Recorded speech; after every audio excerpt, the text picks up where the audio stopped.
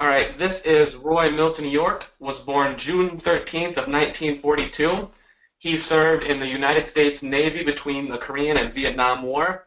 His highest rank achieved was a hospital corpsman second class. This interview is being recorded May 28th in Grand Rapids, Michigan. The interviewer is my grandfather, and this interview is being conducted for the Veterans History Project at the Library of Congress. Okay, so let's start off. You can give me a little bit of detail about your background, where and when you were born, and about your family. I was born in 1942 in Waynesville, Missouri, which is next to Fort Leonard Wood, which was, my father was born on land that became Fort Leonard Wood. It was called Bloodland.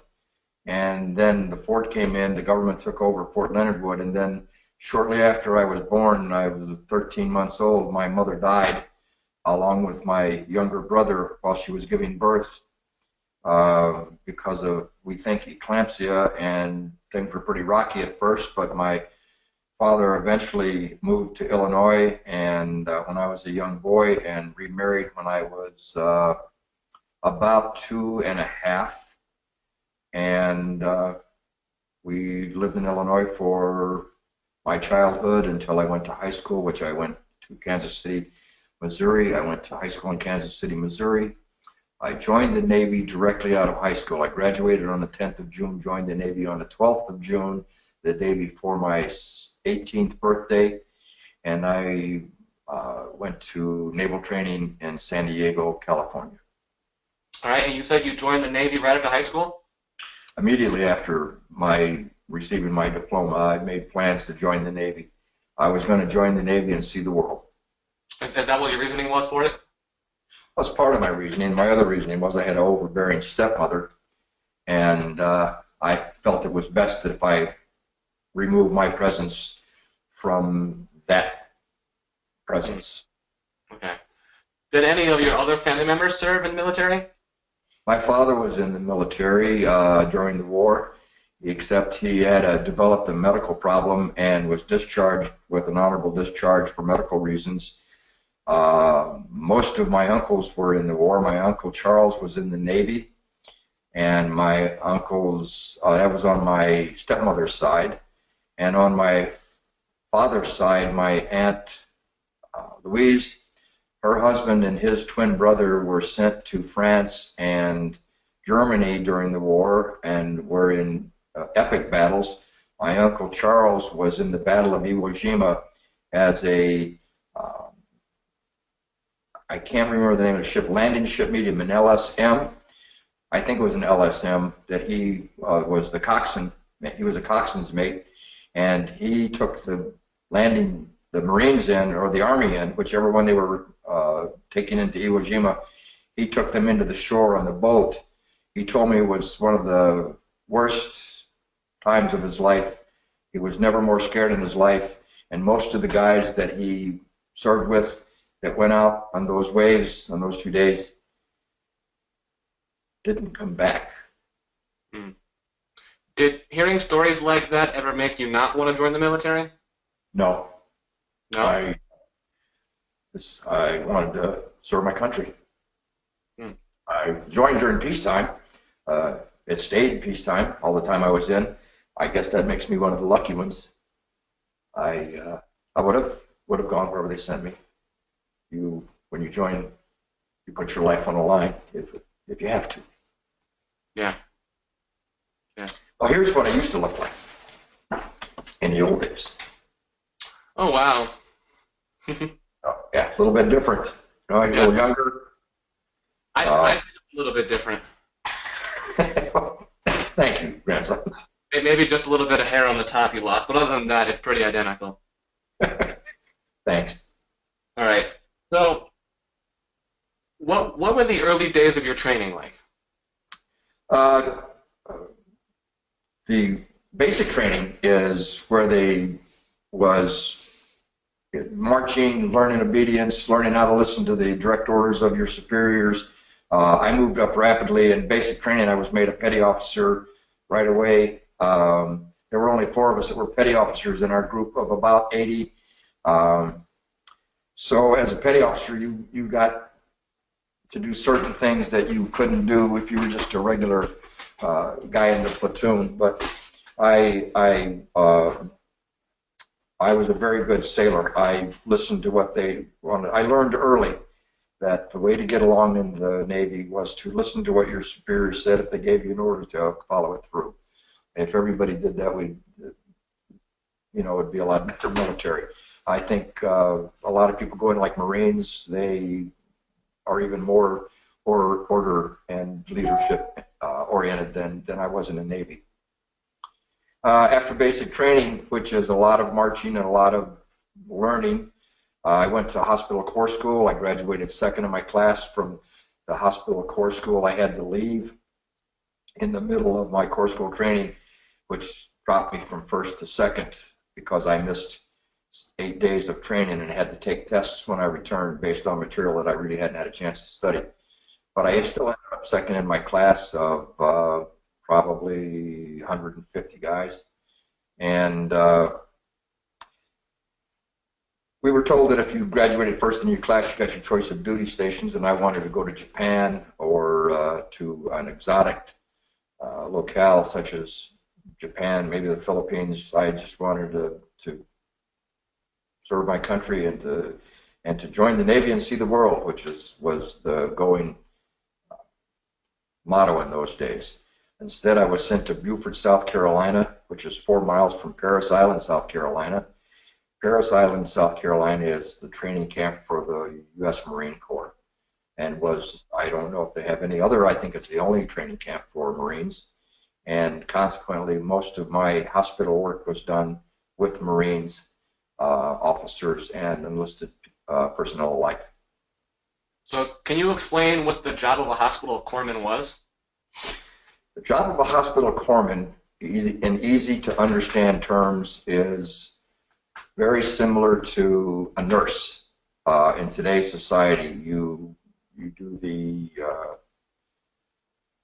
take care of patients, you bandage them, you clean their wounds, you comfort them, you make sure that they're comfortable, you administer drugs, you do minor first aid if necessary, sometimes in the presence of a doctor, sometimes not. You keep the hospital area clean and antiseptic. The worst enemy of a hospital corpsman is a germ. You maintain order in the hospital ward. I was a senior corpsman.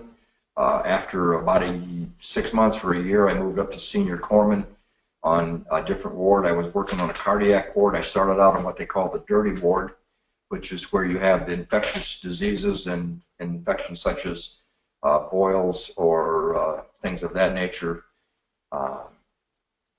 And I worked on the wards taking care of patients. You cleaned up after they made a mess. You gave them bedpans. You emptied the bedpans. You cleaned up when they vomited. You made them comfortable. Their comfort was your job, and you tried to save their life if something went south.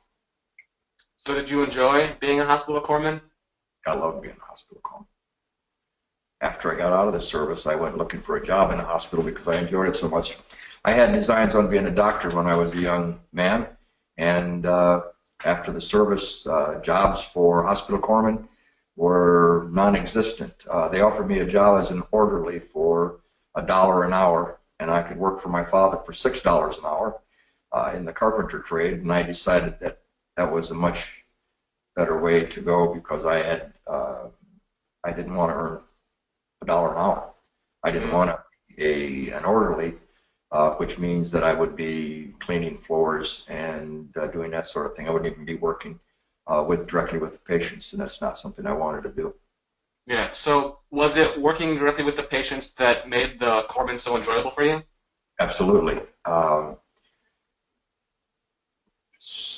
While I worked in peacetime, we didn't have too many opportunities to save lives, but we did have opportunities because eventually I became the senior corpsman of an emergency room. When I was 20 years old, I was the senior corpsman in the emergency room. I had access to all the other corpsmen worked basically for me. I took orders from nurses and doctors. but as the senior corpsman, I worked more with the nurses and doctors than for them. I coordinated appointments, people who came in. As an emergency room, you don't have too many appointments, but you do sometimes have them, and doctors will filter them through the emergency room. Which, when you're working in the Navy, you have your regular daytime jobs. Everybody works daytime jobs, afternoon jobs, night jobs. But doctors generally work during the day. Their surgeries are scheduled during the day. They take care of patients during the day. And they generally got their evenings and their nights off unless they were on call. And in the Navy, you take turns being on call. So the doctors that were on call were the ones that were called in any kind of an event. If an event happened, you had 1 or 2 or 3 doctors that were the first you called in, and they would make the decisions to call in other doctors if they deemed it necessary. They stayed in the hospital itself rather than going to their barracks. They were on call so they could be there in a short amount of time rather than having to drive across the base and get to where they needed to be. So, go ahead. No, you go ahead. You go ahead. We had an instance one time where a family of a Marine and his wife brought in several of their children with a rash at 4 o'clock in the morning and wanted to see a doctor, and I had no choice but to call the doctor. And the doctor was not happy to be awakened at 4 o'clock in the morning for something as simple as a rash, especially when the people explained that they were on their way home from a party. The kids had been sick about 3 or 4 days, and they decided to just stop by while they were on their way home because it was convenient for them. And he was pretty angry that they did that, and he kind of dressed them down a little bit, but he took care of the kids and gave them some medicine and sent them home, and told me that the next time somebody like that comes in, he said, call me, but he said, I will not be a happy person. So, were there any other specific or memorable moments you remember from being a corpsman? Anything that stuck? But a couple of things that come to mind. I remember one time this was before I was before I became the emergency room senior corpsman. I was working on the A ward, A1, and we had a patient come in who had pneumonia. He was a young Marine. He was 18 years old, and we struck up a friendship in his first day in hospital. When he came in, when you're a Marine, he was in basic training. He had to go to basic training for a few weeks, 8 weeks I think it was, and then he returned back to home because he was going to be in the Marine Reserves. And he was just taking the basic training because it's what you do, and then he was going to be in the reserves. He developed pneumonia. When you develop pneumonia, they send you to the hospital. You can't stay in your barracks, even though it was what seemingly looked like a mild case of pneumonia. And they prescribed bed rest. They gave him some antibiotics. And he and I struck up a friendship. He was a pitcher for the St. Louis Cardinals, which is a baseball team in the Midwest, a very famous baseball team, by the way. And he was on their roster, and they wanted him to get his military training out of the way, so they encouraged him to go to camp and get that ball out of the way so he could go back and be a pitcher in the major leagues. Unfortunately, his condition worsened, and it continued to get worse. And one night they called me out, and I was on special watch for him, and he didn't survive. He died because of this pneumonia, and it really bothered me because he and I had developed this 3-day friendship where we started out laughing and joking, and he liked the guitar, and I brought my guitar, and he and I would sing songs and play the guitar, and he would play guitar, and we would laugh. And I was from Missouri, he was from Missouri. We hit it off well. And then the guitar playing stopped because he wasn't getting better. And I still don't know why, even in 1962 or 61 or whenever this happened, I can't remember the exact year, why somebody could die of pneumonia when they didn't seem to be that sick. But he got so sick that apparently he had a stroke and he passed away. Unfortunately, at that same time, that afternoon, I was called on special duty to the emergency room where a young Marine had jumped off of a two-story building because he wanted to commit suicide, and he was still alive. And myself and a fellow hospital corpsman applied mouth-to-mouth resuscitation, and eventually, and because the doctor had not arrived yet and he wasn't breathing, Jim Clapperton was his name, and he and I did everything we could for this guy. The doctors finally showed up and managed to save this man's life. And 3 weeks later, he was walking out of the hospital, and he came down to the emergency room to thank, or he came down to my ward to thank me for helping save his life. He found out who it was who had helped save him, and he thanked me. And as he walked away, though, I thought to myself, here was somebody who didn't want to live, and we saved his life. And then we had this other young man who had everything to live for, and he didn't survive. I just sometimes wonder about things like that. Yeah. So, did events like that taking place, events when you see your friend pass away, or events when you can save a man's life, did that make you want to stay in the Navy longer, or just turn you off to the idea of it? No, actually, I would have stayed in the Navy had I called a friend of mine and asked him if he was going to stay, and he and I were due to get out soon together. We're still friends today. He stayed in and went on to become a nurse and a nurse practitioner, which is now called a physician's assistant, and has spent his life doing that, where I couldn't get a hold of him. So I talked to my parents about it. My father had lost a wife and a son. I was the only son surviving, and my stepmother told me that he was not in favor of me staying in the Navy. He couldn't bear the thought of losing his only surviving son if something should happen. And even though we were at peacetime, Vietnam was heating up at that point, and they were afraid that I was going to be sent to Vietnam, so they asked me not to re-enlist, and so I honored my father and my stepmother's wishes and left the Navy. And within 6 months or so after leaving the Navy, I met a delightful young lady, and we eventually got married. We have 3 wonderful children and 6 grandchildren. You're my oldest, so I'm happy I made the decisions that I made. So do you ever regret leaving the Navy, or are you content with it? I thought about what could have been, but no, I'm content with it because I like the way my life went. I had a few opportunities to help save lives. One time we had a young man, we had been fishing on a weekend.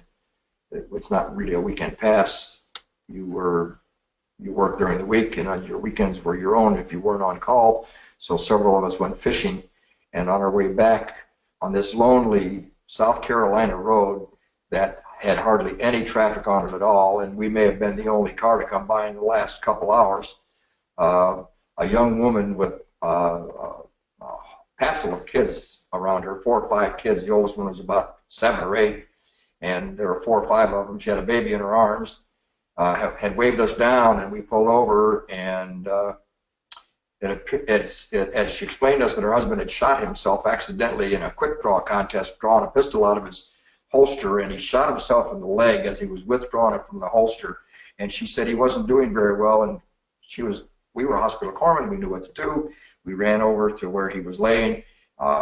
He had severed his femoral artery with the bullet, and his pulse was rapid and thready. He was in severe distress. He had shallow breathing. We applied pressure. We put him in the car. We were about 20 minutes from the Marine Corps base. We piled him into my car, and one of our guys drove her car with the kids to follow us. We went to the front gate, explained to the guards that we needed to get this man to the hospital right away, to the base hospital, that they had a small infirmary type hospital there. And they cleared the way for us with a Marine escort, and we delivered this young man to a hospital entrance where the doctors and nurses were waiting for him with the gurney, and they managed to save his life. And actually, I'd like to think that we saved his life. Yeah. he's alive today and enjoyed his wife and children because, for whatever reason, we were the car with 4 hospital corpsmen and driving down that road at the right time, at the right place. So I never regret anything. That life is what you get. Yeah. So back to that story, as you were driving that car down the road with the man in it, can you describe like what was going on through your mind in that moment? Yeah, I was in the back taking advantage of all the training that I knew, and I knew that there's 3 things you learn. There's 2 things you learn about saving lives. If they're bleeding, stop the bleeding. If they're not breathing, get them to start breathing. If you follow those 2 rules, if you can succeed, generally you'll save that life.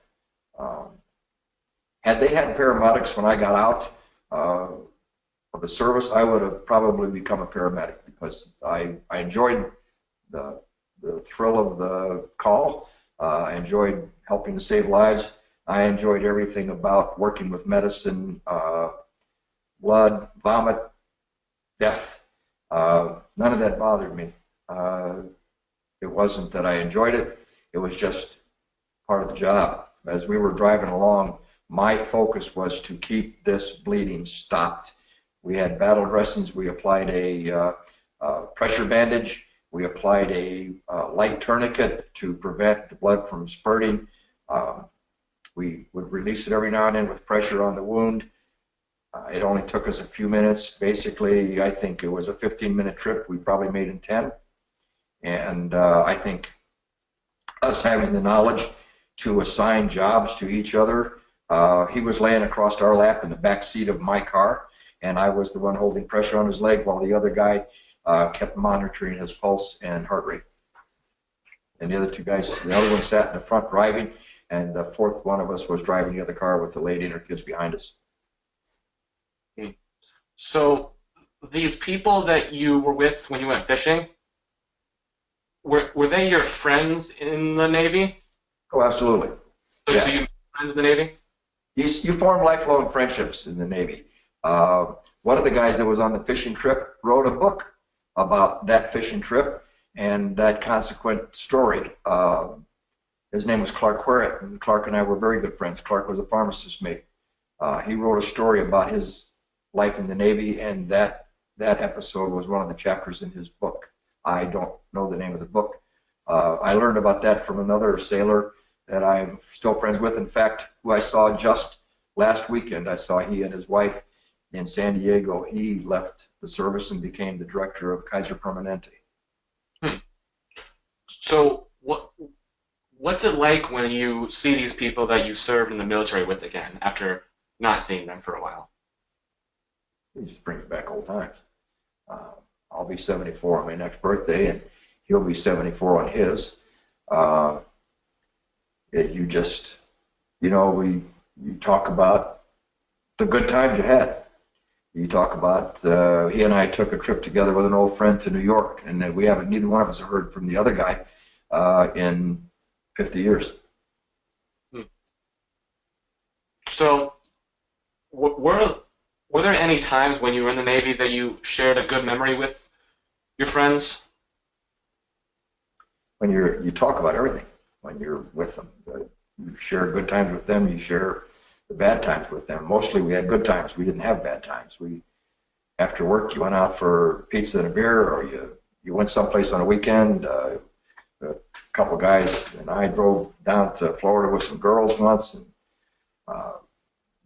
spent a weekend in Florida and came back. Had a great time. So, the guy that I went with, he was the one that I went to New York with. We talked about that for a while, but it's a part of living.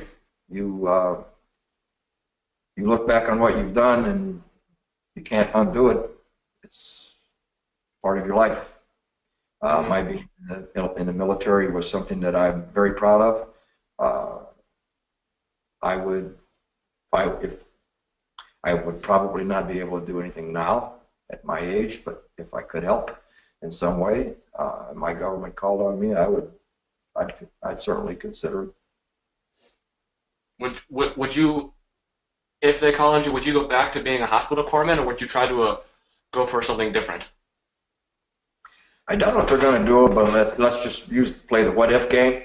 Mhm. Uh, I'm probably too old to be lifting bodies and doing that sort of thing. I would probably be doing other work, maybe more administrative, working with records, computers. But believe me, if somebody needed me, I'll give you an example in civilian life.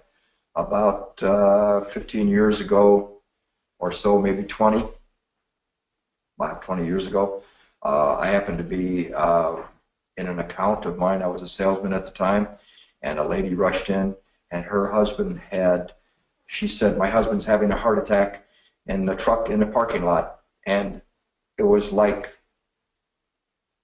all of my training kicked into action immediately. I ran outside as I told them to call 911. I ran outside. I'm 5'5" and I weigh 150 pounds at the time, if that. And this guy was 6'2", 6'3", weighed about 250 pounds. And I picked him up and dragged him out of his truck and laid him on the ground, tilted his head back, and started applying compressions and mouth-to-mouth resuscitation immediately. It was just like I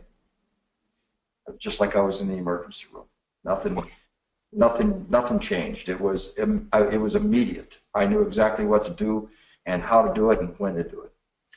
Unfortunately, he had a major myocardial event, and the doctors, the 911 people came. The paramedics said that there was not much we could do, that he had suffered a major cardiac event, and that we simply prolonged his life, but there wasn't enough we could do. Even when they got there with oxygen and the electric shock treatment, that it wasn't enough to bring him back.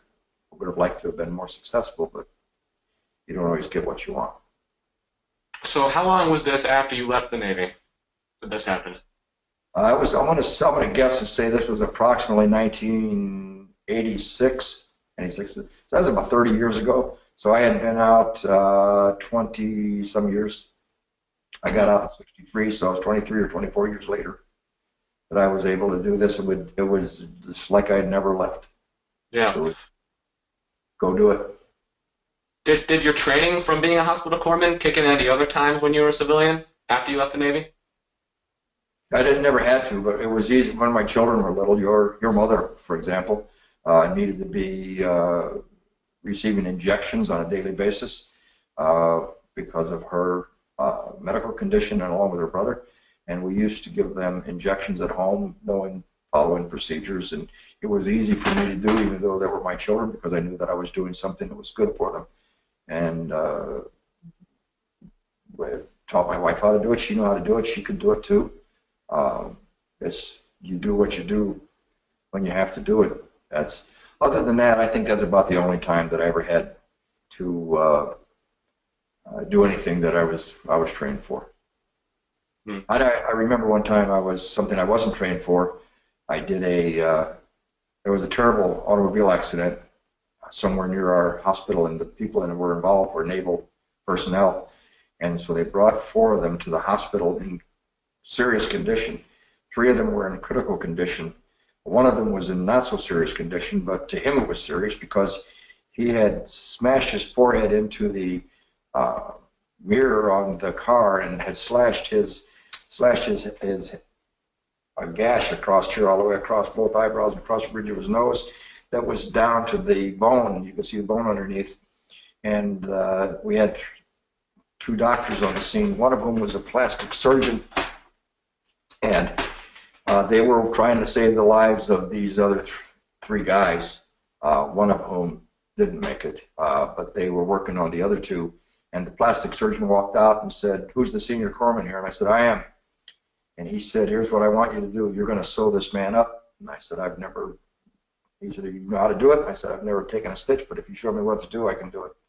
So he showed me how to make a stitch, and I made a stitch, and of course, we donned gloves, and he showed me with the little surgical needles and the type of thread that I was to use. Took me all night, but I did 166 stitches, put this man's face back together for him. It was He had a head injury. He was also inebriated to the point where he was going in and out of consciousness from all the alcohol. We could not give him anesthetic. So every stitch, both in and coming out with that needle, was done without anesthetic. And it took me from about midnight until just about 6 in the morning to do 166 stitches. And about 2/3 of the way through, the doctor walked out. It was probably about 4 o'clock in the morning. And he said, "Let me see how this is going." And he looked at what I had done and he said, "Wow." He said, "My God," he said, "you're doing fantastic." He said, "I'm not even sure I could do that good." I know that he was being nice, but I was pretty proud of it. And when we got done, I met this man about 3 weeks later. Once again, he came down. It was one of those where he came down to the emergency room to talk to me. And he asked me if I was the guy that had sewed him up. And I said, "Yes, I am." And he said, "Well, I want you to look at this." And he showed me all he had was a little bitty fold where between his eyebrows, where the skin would eventually probably go away, but you did not know that this man's face was split wide open and you could see all the way to the bone. I was extremely happy with the results that he got, and I'm sure he was even happier. Yeah, I bet. So, in that moment, that night when you were giving him those 160 stitches, did you feel similar to when you had that man in your car rushing the way to the hospital? Yeah, your job is to do your job, do it the best you can, and not hope for the best, do the best you can, and then the outcome will be what it will be. Yeah, I felt the same way. I'm trained to do this. I'm good at what I do, and I can do this. There was no hesitation. I'd like to think that's what our young men are learning today in the military, that when they're faced with situations today in their endeavors, that they have the same feeling. A little bit different when you're getting shot at, however. So I never had to face that. I had to face what was in front of me, but I wasn't ducking bullets, and I didn't have bombs going off next to me, and I wasn't worried about losing my life. I was worried about saving a life. Yeah. Wow. So, after you saved his life, you said you felt proud? I felt proud because I did my job. I was happy that I was able to do it in a manner that worked out for him, and yeah, I was proud. Good. Nothing wrong with being proud of what you do if you did your best. I don't know. What was it enjoyable when they would come down to your room and ask you, or ask someone who saved my life and then lead you to your room? Did you enjoy that moment when they asked you or showed you how healed their faces were? Sure, it made me happy, but it was actually I enjoyed what I was doing while I was doing it a little better than that. That was just a nice afterthought. It's a nice thank you, but it wasn't. Had I never seen them again, I would be just as proud of the work that I did. Yeah. Cool. And so let's say, so in that moment, you enjoyed the most out of it that night when you were giving him stitches? That was the moment when you felt the best about what you're doing? Yeah, I got to say that, yeah, this is something I've never done before, and I think I can do this. I'm doing it pretty good. Yeah. The night went by, that 6 hours went by in record time. It was basically a blur. I can tell you the first few stitches, and I can tell you a couple of points where I was busy stitching it up and then talking to the doctor, but when I go back and try to recount that in my mind, that whole thing could have taken, seemed like maybe a half an hour. It didn't seem like I worked all night. The time just flew by incredibly. Wow. You were so concentrated on what you were doing. That's what you do. I think that's why doctors today who are working on patients and they're in 6 and 8 and 10-hour surgeries are able to do what they do, because your concentration level is totally devoted to what you were doing at that moment, because if you don't get that right, you're going to have problems. So you have to do what you have to do and do it in the correct manner. That's why we went through 4 months of training in the hospital corps, but even that, you're never, ever ready for, well, you're ready, but you're never prepared and expected what you do. You don't expect to see what you're going to see. When they surprise you, you have to be ready to look back and say, okay, I know what to do, and I can do this, this, and this. I was in the, when I was in the hospital, one of my first patients was a young girl from a South Carolina farm who developed a this is where old age sets in. I'm trying to think of the disease that she had that is no longer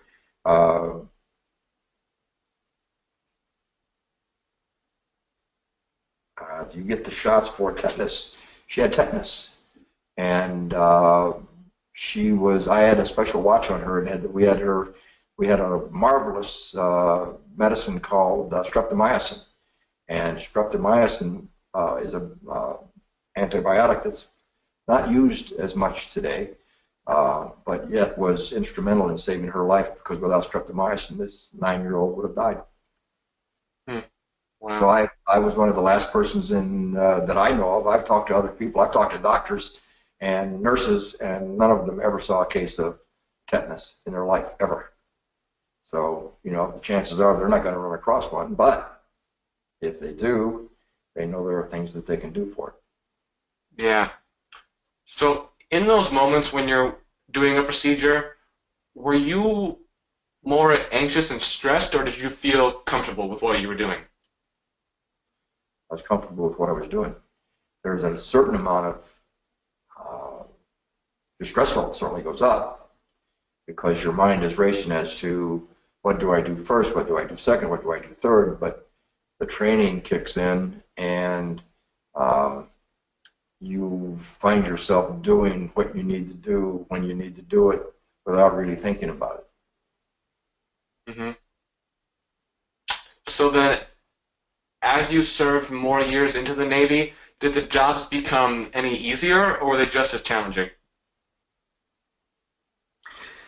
Well, you move up with a sense because when I was working in the emergency room, the jobs that came in, they were far more challenging, because we had another case.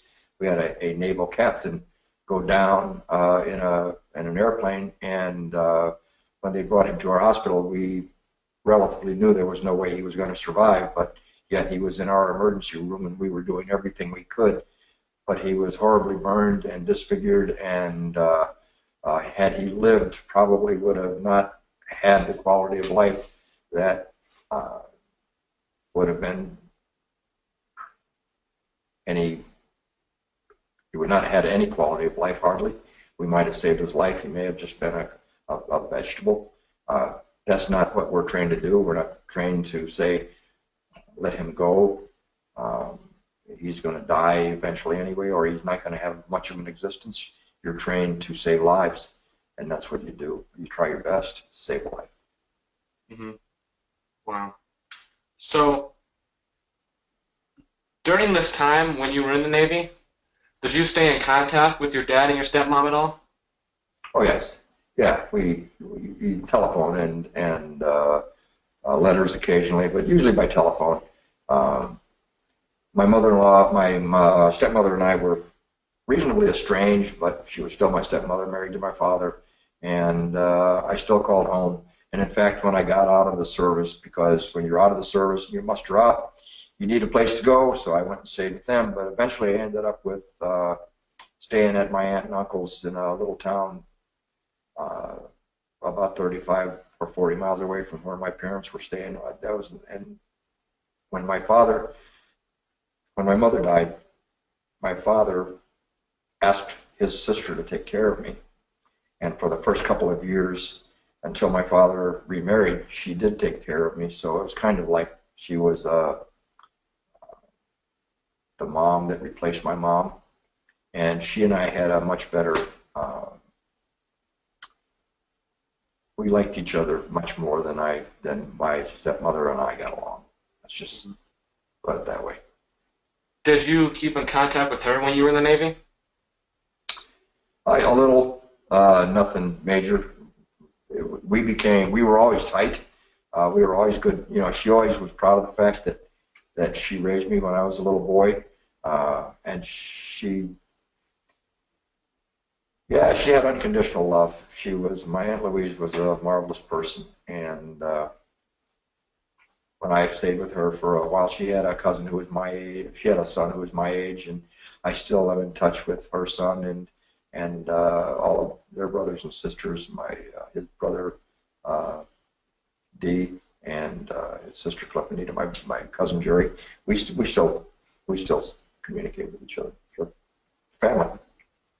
So when you came home from the Navy and you stayed with your dad for a little while and then you moved back in with your aunt, correct? Yes.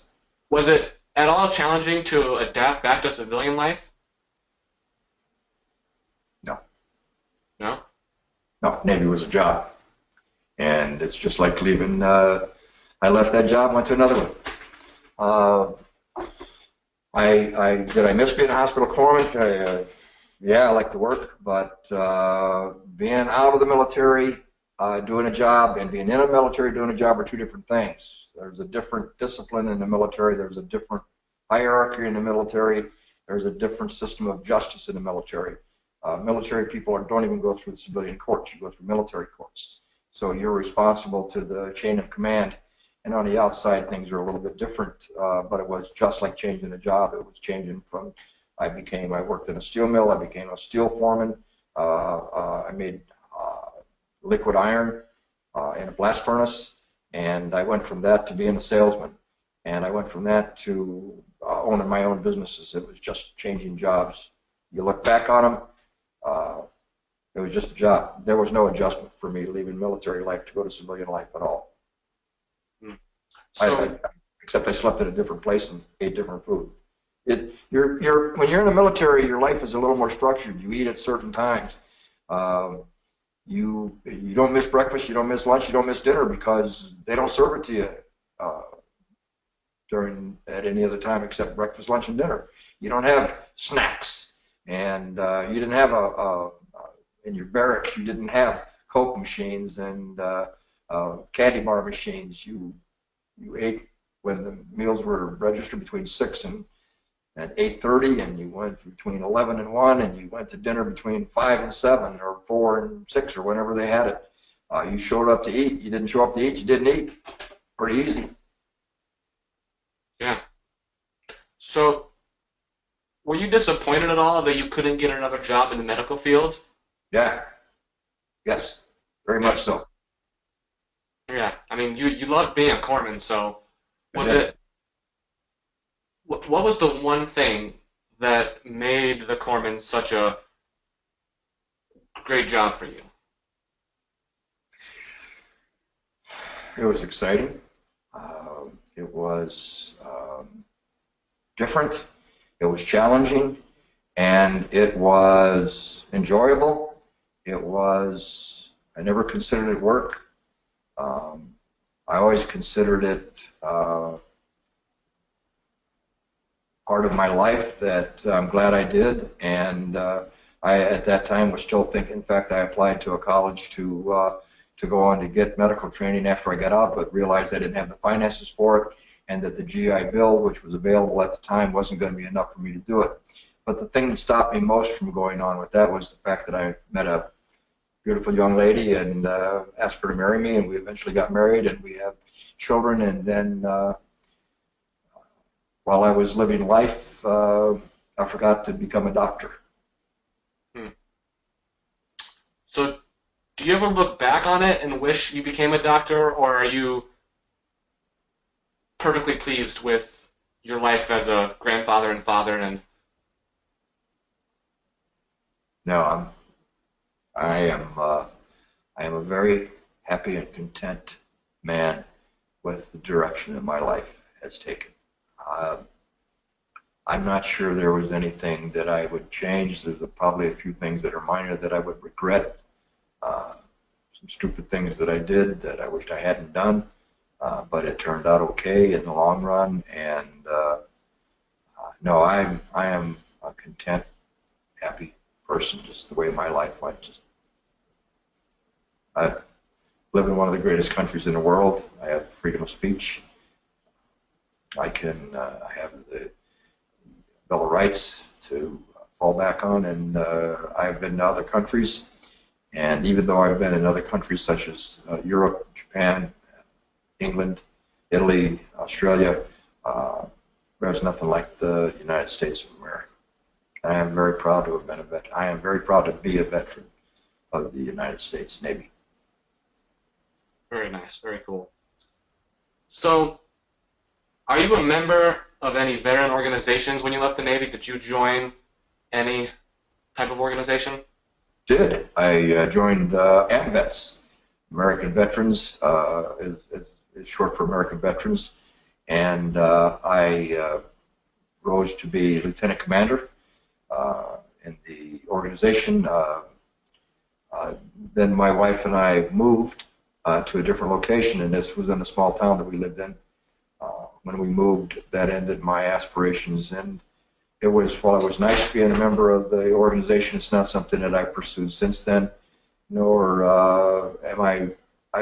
it's not something that I ever wanted to do, was sit around with a bunch of old war veterans and talk about the war, or talk about this and that, except when I get together with my buddies, and it's more about us rather than it is the other times. Now, had I been in battle, had I gone someplace where we were dodging bullets and bombs, might be a whole different story. I know my uncles, outside of the few times my uncle, my Aunt Louise's husband, Lilburn, and his brother Wilburn, they were twins, they never talked about it. When you brought it up, they kind of like pushed it back. My Uncle Charles talked to me about it for a few minutes. That's how I found out that he was actually scared to death when he was doing his job of taking those Marines into Iwo Jima. But he didn't talk about it much either. In fact, I found a letter from him to my stepmother, his sister, and in it he wrote about a friend who said he was hoping that she could talk to him because he wasn't doing too well after the war because of the changes that it had made in him. And he said he's one of those guys that isn't able to handle what he saw. And he was dealing with it, and not in a good way, I understand. So I guess if you see enough death of friends, that could take a toll. I never faced any of that.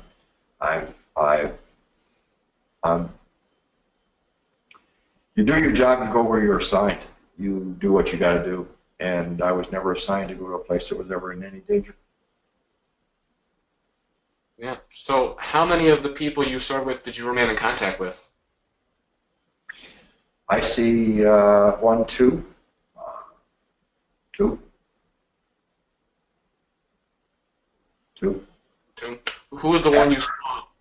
Right after I got out, I kept in touch with a few more, but now I just see my friend in San Diego. I talked to my friend back in St. Louis occasionally.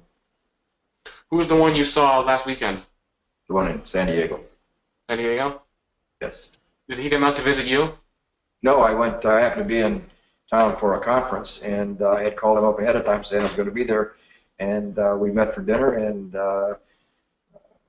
he bought me dinner, and that was a nice thing, and I met his wife. We talked basically about our lives now. Looking back on it, a 2-hour conversation, I don't think we ever talked about what we did while we were in the service with his wife. She didn't ask any questions, and we didn't offer any answers. So, back to what you guys talked about. Where do you work now? What do I do now? What's your life like currently? I work part-time, 3 days a week at Trader Joe's, a grocery store, national grocery chain in the United States. I work Monday, Wednesdays, and Fridays between 12 and 6. And the rest of the time, I work another 25 or 26 hours a week, sometimes more, sometimes less. But I am the district administrator for Rotary International, District 5300, which is in Southern California and Nevada, Southern Nevada. and Rotary International is one of the most famous NGOs, which is a non-government operation organization in the United States. We're the oldest. From time to time, we're the biggest, and I'd like to think that we're the best. Rotary International is busy helping stamping out polio throughout the world, amongst all the other international projects we do, bringing water and life to other areas. We perform cleft palates for free. We pay for operations for people to get their corneas replaced. I enjoy the work that I'm doing now because even though I will probably never see the people that we help, I know that I'm helping someone. Kind of like when I was in the service. I helped them directly then, but now I help them indirectly. So do you think being a part of the military and serving in the Navy affected your life as it is now, working with Rotary? Interesting question. I think everything you do is part of what makes you do what you do later. So obviously the military had a bearing on that. I've always helped people. I've always wanted to help other people, but I've always been a community organized guy. I mean, if there was something going on in the community, I could be a part of it. I don't know whether it's my ego or not that says, well, I can do this and I can do this better than they are, or they need me to do this because if I don't help them, who is? I believe in if not me, then who? So I join and I do things, and probably my military background, learning how to be a follower, helps when you're in an organization. I was a district governor in Rotary International, and it's a yearly position. You're one of only 537 people in the world in an organization of 1.2 million people, and you have the reins. I think my military training helped me there. Yes, yeah, it definitely had a bearing on what I did in my life. I think in this case for the good. Sometimes that doesn't have that effect on some people. Again, it goes back to I didn't see what maybe a military veteran to come home from Iraq or Iran today or Afghanistan. I haven't seen what they saw. Maybe my life would be different. I would be making different choices. Maybe I wouldn't be able to assimilate back into society. I don't know. I never had to face that challenge. So besides your training as a hospital corpsman, were there any other lessons you learned or experiences that you gained that helped you out later in life? I learned how to do an EKG while I was in, and they had me without taking training. It's 11 o'clock. I was the person in the hospital who did the EKG training while the EKGs while the regular operator was on vacation or on leave.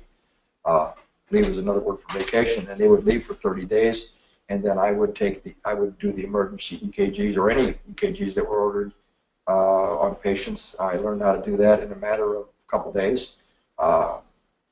I adapt quickly to situations. I like to think I'm reasonably intelligent, and that enables me to pick up things in a quick and easy way. But